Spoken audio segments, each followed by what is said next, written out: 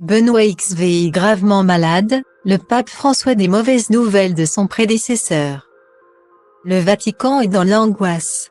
Ce mercredi 28 décembre, le pape François a annoncé lors de l'audience générale que Benoît XVI était gravement malade. J'aimerais vous demander à tous une prière spéciale pour le pape émérite Benoît. Pour entretenir sa mémoire, car il est gravement malade, pour demander au Seigneur de le consoler et de le soutenir. A-t-il demandé pour son prédécesseur, sans donner davantage de détails. Et les nouvelles sont très inquiétantes puisque le Vatican a également annoncé l'aggravation de l'état de santé de Joseph Aloysius Ratzinger de son vrai nom, âgé de 95 ans. Ce dernier n'avait pas caché ses soucis depuis des années. En 2013, après 8 ans de pontificat, Benoît XVI avait quitté ses fonctions pour se retirer dans le monastère Mater Ecclesiae. Au Vatican, il a ainsi été le premier pape à renoncer depuis Grégoire XII, en 1415. Il avait succédé à Jean-Paul II, avant de céder sa place au pape François. Au cours de son mandat, Benoît XVI avait notamment surpris en enregistrant un disque de chant et de prière en la basilique Saint-Pierre. En 2007, il avait eu la joie ou pas, de rencontrer Jean-Marie Bigard.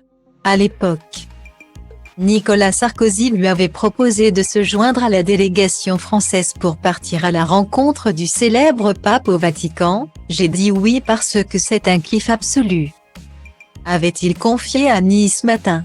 Cela m'a donné l'occasion de visiter le Vatican avec des ministres, des académiciens, Max Gallo et tout le bordel. J'ai pris ce voyage comme un cadeau.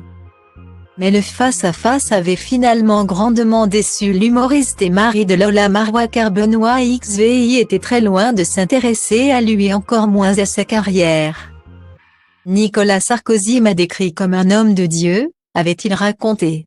Il lui a très gentiment dit que j'étais un grand donateur, que j'y allais de ma poche. À ce moment-là, Benoît XVI hochait la tête, il n'en avait vraisemblablement rien à BR premier. Puis Nicolas Sarkozy lui dit, « Vous vous rendez compte, cet homme a rempli le Stade de France. » Le pape continuait à hocher la tête, on aurait dit un chien à l'arrière d'une bagnole.